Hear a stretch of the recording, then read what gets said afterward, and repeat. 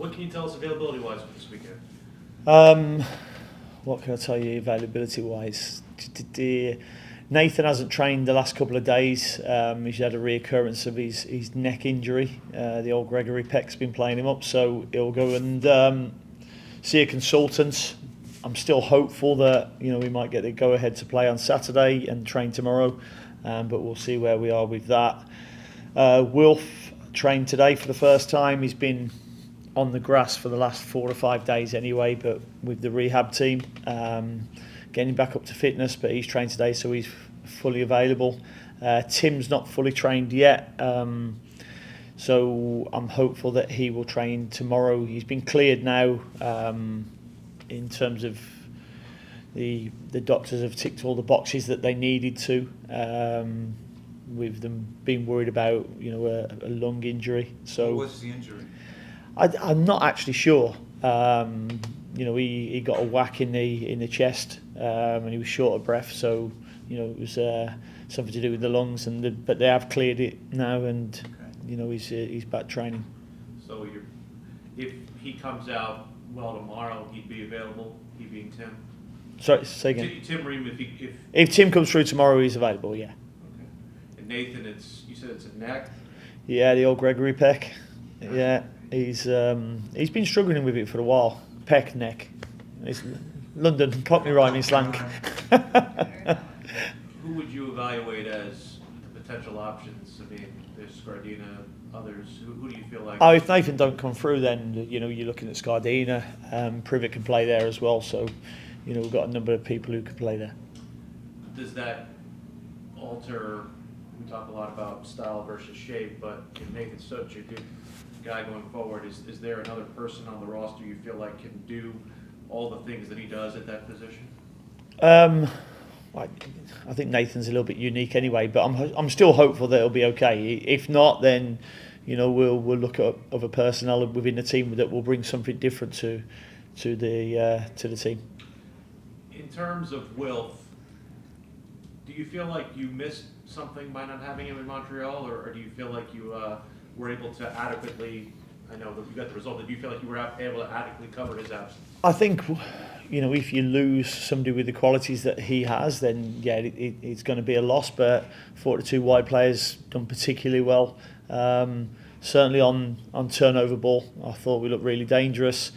Certainly down Kerwin's side, I thought he defended really well. Could have been a little bit better on the ball. And that was my big thing. I thought we could have stood on the ball a little bit more. I think Wolf brings that naturally. He can stay on the ball for long periods, and unfortunately we missed that last week. What do you think is the most impressive thing about the start for Pep Biel's season? I think his numbers are there for all to see at the moment. In terms of goals and assists. And that's what. Keep talking to centre forwards. You get judged on goals. Players who play, in the position that Pep's in will get judged on their assists as well. And he's turning in really good numbers, but he's turning in really good performances as well. Last week I think he was up the top for high speed running as well. So his defensive part of the game has been really good as well. In your mind, we talked a lot about Patrick versus Edon and the different intricacies of that battle. How do you feel like both players have handled it and responded to not only your charge of wanting them to compete, but also just the way they've gone through the season? Yeah, I mean, as I said, I think they're competing. Changes are inevitable in sport teams. You have to make a change every now and again. If performances aren't going well, then somebody's always pushing, and that's how successful teams work, and that's what we want here. So, the two of them are pushing each other at the moment, and I like that. But we've got other people pushing now in other areas. We brought Sully Dumbier in, and all of a sudden, now we're pushing Tim and Privet and Malanda, to take two places up rather than, Tim playing at the left back. How impressive do San Diego look for an expansion team, or just on its own there? Yeah, no, they're a good team. I've liked what I've seen from them so far. Got a good way of playing, look well coached. And before I came to America, they're one of the teams that actually know a lot of their players. So it was when we were doing preview of San Diego to the players, I could actually talk about quite a few of their players because I knew them from Paddy McNair, for instance, playing in the UK, but they've got a few Danish players who I know as well. So they've got a bit of a European feel about them as well. You mentioned the neck injury for Nathan. Is it muscular, or is there like a disc thing? I think it's a disc thing. Okay. I think. I mean, listen, Nath will want to play. He's got a never say die attitude, so he'll want to play. That's for sure. But he's been having a bit of pain from it. He's not one who normally complains. So when it's a complaint from him, that there's something going on there. You said it's recurring. Has he tried to play through it before? Yeah, no, well, I think I said he had a sore neck a couple of weeks ago, and he's played a couple of games since then. Okay. But I think after the game at Montreal, he's feeling a little bit more. Is it something he did in a game, maybe, or? I honestly don't know. I don't think it is. I think it's something that has just come on gradually. He's got a straight back, hasn't he? So I always say he's been lying on a washing line. Might be that. He's a different pillow. For Pep Biel, I remember you saying you had somebody who coached him or that you knew in Copenhagen. I did, yeah. Johan Langer, who's now the sporting director at Spurs. He was my sporting director at Villa, and I spoke to him about Pep Biel before we brought him in here. And did you see any film of him from that year? I'd seen film of him before. I'd actually watched him play when he was at Copenhagen. But yeah, I'd seen him play before. Just wondering if that's what we're seeing, that kind of action from him? Yeah, I mean, he went to Olympiacos, wasn't it, from Copenhagen. He started off as a 10, then he went outside. And I think he got player of the season at FC Copenhagen. And they really, I think it took him a while to settle, because of the language differences, him being Spanish and then going into, Denmark and, where I think English is probably Danish second language a little bit, well, probably German actually, but yeah, he probably struggled to adapt for the first 6 months, but then, hit the ground running. I asked him which one is his favorite, No, you're good. Which one is his favorite assist so far? He said the one to Kerwin. With like the diagonal pass, again, I think it was against San Jose. I think that's because they're thick as thieves, the two of them. Yeah. Yeah. It's his bosom buddy, so yes. He will say that. That's right. Do you have a favorite or something you appreciate about the way he passes? I liked the one for Patrick. I think that was that San Jose as well. Yeah, I just like how he received it and then released it. Showed really good skills. I think Adi Melander played it through the lines and he received it really well on the half turn, and then a really good weighted pass. So that's probably my favourite. Same with the one to Don. I mean, so many of his are the same with that vision straight up the middle. Yeah, I mean, he's gone over for Dan. I think he went over for somebody else's. He went over for as well, but he went through. But he plays it to that spot that he sees where it should be. And hopefully they see it too. Yeah, and listen, a lost art in football at the moment. He's running in behind. Players running in behind. Everybody wants to come to feet all the time. As a defender, you're quite happy. He's got the tools, in his locker to actually play through and play over. These are brilliant passes. Yeah. Dean, continuing on Pep, I mean, at 28 years of age, you've always said it's unfair to judge players when they're 21, 22. But it seems like Pep is kind of blossoming. Are you seeing a change in, I guess, maybe the way he's thinking the game, the way his vision? I mean, all the things that you acquire over time. Is that what maybe is coming to the surface in this early start? He's a talented player because, when we first saw him and you first, have a training session with him, he's a little bit tidier with his touch and his passing. And you can see that's from the experience and the league where he's come from, starting off in Spain, a very technical league, and he's got really good technical ability. He's got a great tactical mind as well.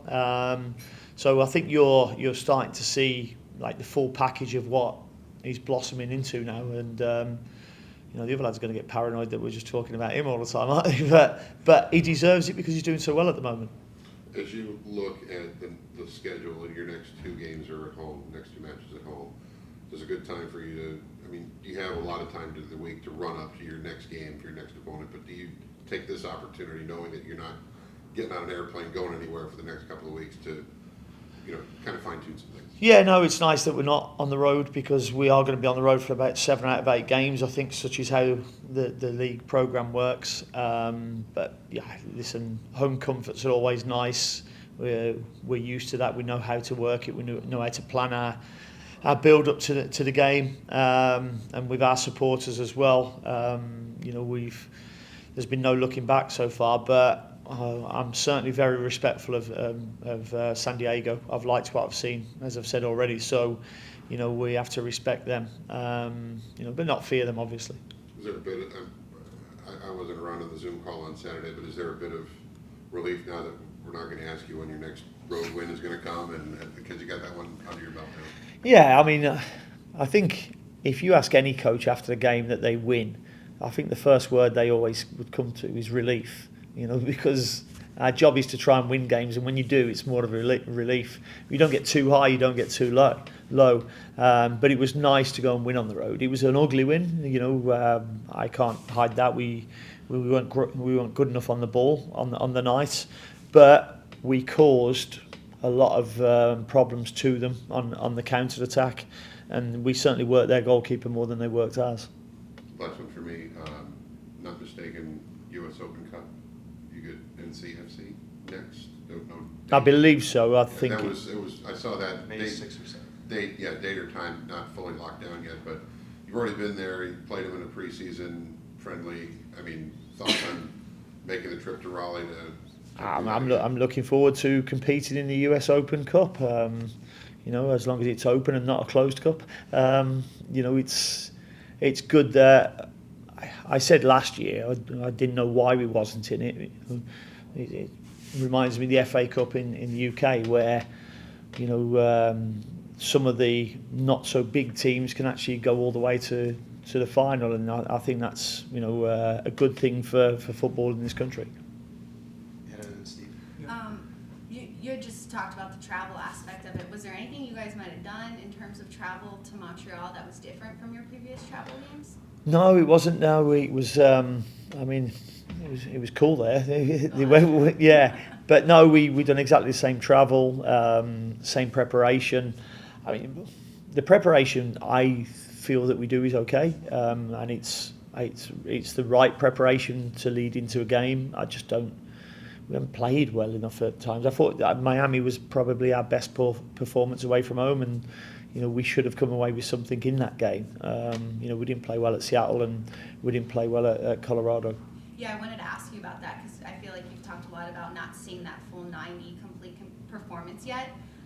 Is there one game you can kind of pinpoint at this point of the season where you guys were almost there? I think we're still a work in progress this season, even at home. I think San Jose, we gave up 25 shots, but they were shooting from everywhere, so I was quite happy. It was like, go on, shoot, as I've said previous times, it's going to take something good to beat, Cali. Last week, I think Montreal only had 2 shots on target, made the keeper make 2 saves. So, that side of it has been okay. I didn't think that we worked. I thought our best performance was probably Miami away, apart from when they had the man sent off, and then it just became sideways football, and they just camped in their half. What do you get in a partnership between Malanda and Privet compared to a partnership between Ream and Malanda? I think the obvious one is with a left footer you can get it out wide very quickly. With a right footer you probably use the other side of the pitch a little bit more. But they've both got good qualities. Tim's got experience. Privs has got the partnership with Malanda that he's formed over the last season. So it's a great choice for me to have and a great problem to have. And they both come with positives rather than negatives. And then last one for me, Bada in the match against Montreal. Just curious maybe where you've seen his growth and where he is at this point of the season with you guys. I thought he was a lot more positive last week. I thought when we won the ball back, he was very, very positive on the ball, quite direct, which is what we keep wanting from him. Made a number of runs, played the ball to Pep for his goal. Worked the goalkeeper a couple of times as well. So yeah, I was pleased with him last week. Cheers, thank you. Just back to the Open Cup. I mean, NCFC, a good team in the championship, higher level. They scored 3 just killer goals in 6 minutes against Charlotte Independence. But would you have liked to see a true derby match against the Independents in a cup game? What with us? Yeah. I don't care who we play. I can't. I must be honest. I'd prefer to be home in one of the games, that's for sure. But it is what it is, and it's drawn, and we were away. I think I was told that we had to be away or something because of the stadium, but that might be. I might be wrong with that. But so yeah, I don't care who we play. No. And this past week there were discussion on the radio and Sirius XM on Counterattack about the Americanization of the game in the United States when it comes to the U.S. Club World Cup, and the fact that the finals is going to have a big halftime show now, and maybe the opener as well with that, which will impede upon the players' abilities to warm up and the longer halftime, things like that. And they got on to, and you've been amused by certain aspects of the game over here, and more puzzled, I guess, on some of the decisions. But one of the things that came up is in baseball, the managers wear full uniform of the team and stuff like that. And Brian Dunstep posited what that would be like in soccer. What would you think if soccer managers were required to wear the full kit? Surely soccer managers, it's their choice what they wear. Mm-hmm. Although they've tried to fine me a couple of times for not wearing regulation clothing, whatever that is. Turtlenecks.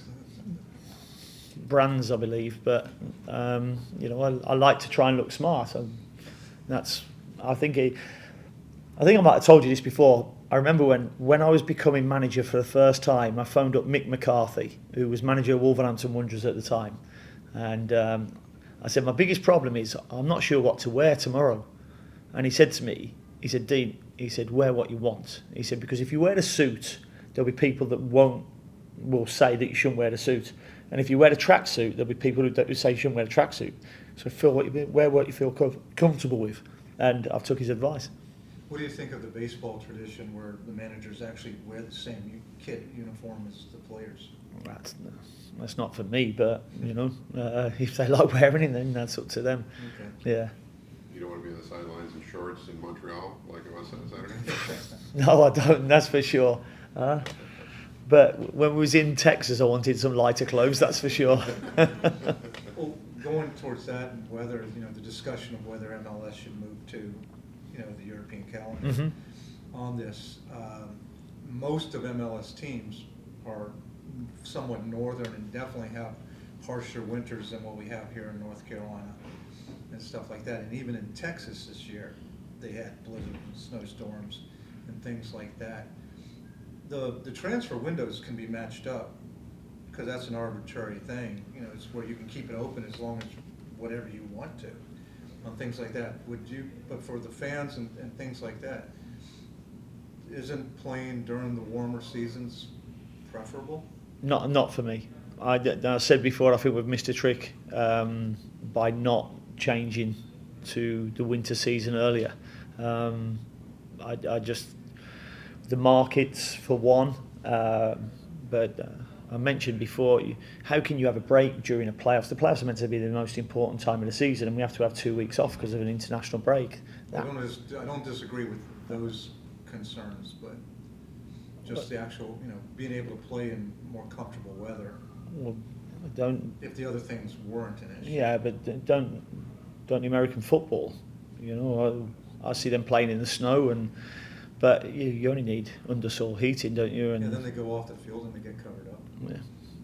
Well, they're running around constantly in a game, aren't they? Not in the stands. I mean, listen, there's always the opportunity to have 3 or 4 weeks of a break during Christmas and the early New Year, and you open the season up again in February. But that's just my point of view. You said something in your conversation with Becca Lowe that I found interesting, where you've tried to almost curb the way that the majority of the teams in Major League Soccer play. Do you feel like maybe you are a trendsetter in this fashion, just trying to maybe do things a little bit differently than other managers who have come over here in the past? I don't know. Do you think? I don't know. It's hard for me. I'm curious. It's hard for me to say things like that because I haven't been here before, so I don't know what the other managers were doing. But I have a belief in a way of how to play. But then you've got to have the players to play that way. So for me, you come into a club and you have to look at the squad first and see what you've got within that squad and get the best out of it. And I keep saying, and I said the other day on a podcast, most important thing for head coaches when they come into a club is not their style of play and their philosophy. It's they need to win, because if you don't win, you don't last. And there's too many, I think, young coaches who come in and they have this, and it's great to have a philosophy and style of play, but you've got to be adaptable. You've got to improvise at sometimes because otherwise you'll lose games and then you lose your job. Our only experience with you in a non-MLS competition is last year's Leagues Cup. You heavily rotated in that, and it's expected that might happen again, but would you say the Open Cup, you would look to try and play closer to your MLS lineup in that contest? I suppose that'll all depend upon when we play. Injury. Yeah, it depending on when we play. I mean, it gives cup competitions give me the opportunity to give some game time to players that haven't had game time, and sometimes you have to build up their minutes because I feel, and I've said this before, you can't arrange as many games, friendlies, as you can in the UK because people are closer. So I need to know that players are ready to come in when they're needed. So sometimes the cup competitions give you the opportunity to get more minutes from other people who haven't been playing so much. You've had a high bar for Cali in terms of the saves that you expect him to make. Even he last year said he didn't make any what he would call high degree of difficulty saves last year. Would you say first 8 games you maybe leaned on him a little bit more and he's made more higher degree of difficulty saves than the first 8 games this year? No. I mean, listen, his job is to keep the ball out of the back of the net, and he's the best in the league at doing that. He's made a lot of saves that I would expect him to save. He can pull 1 or 2 out the bag every now and again where you go, wow, that is a top draw save. And one of the things that always annoys me when people are throwing goalkeepers at you and saying, oh, you want to look at him, he's a good shot stopper. That's their job. That is their job. You're not going to say, oh, he's a bad shot stopper. Well, I'm not going to look at him, but their job is to keep the ball out of the back of the net first and foremost, and he's the best in the league at doing that. Spoken like a former centre back. Yeah. I mean, and listen, our job is to protect the goalkeeper, but once they get to see the goalkeeper's eyes, then, it's down to the goalkeeper. And, I think his presence now is getting bigger and bigger. You got time for one more? Back to the US Open Cup, and you talked about giving minutes to guys who need the minutes to make sure they're ready. But that kind of contradicts your stance of, I want to win things. No, it doesn't. So how do you balance the two? Yeah, I've got a squad of players that I believe, can go and compete with a lot of clubs. Maybe some of the players at the moment I don't think are ready to play the top clubs in the MLS. But they should be ready to play, in the US Open Cup, that's for sure. But listen, my belief, and we'll go into every game, and I've said this many times before, to players, if they're fortunate enough to have a 10-year career, say, in football, there's only 30 opportunities to win something. You've got the MLS, you've got the Leagues Cup and the US Open Cup. So there's not many opportunities to get medals and trophies. So everyone you go into, we're going in to try and win it. But at that time, we'll look at what the opposition are, what we are, and see what's best to go and win it. John, just to follow that, has there been any discussion with Zoran or club leadership about the fact that a US Open Cup, that's 5-6 games to a trophy, a big cash prize, and the CONCACAF Champions League No. and stuff? So No, there's been no conversation about it at all. I mean, listen, I got to the Carabao Cup final with Aston Villa. Again, we played Manchester City in the final and got beat 2-1. But I got there by changing the team an awful lot. I remember Cameron Archer making his debut in the first game, and it was the ones who weren't playing the week to week in the Premier League that got us to the final, and that was beating Leicester over 2 legs. We beat Liverpool in the quarter final, although Liverpool I think played their 21s because they were playing the World Club Championship, which was a bit ridiculous. But we beat Wolves, Brighton. So I know how to navigate my way through cup competitions. So as a club, it's a shared desire to win it, but they trust you to Yeah, our shared desire is to be competing for trophies year in, year out.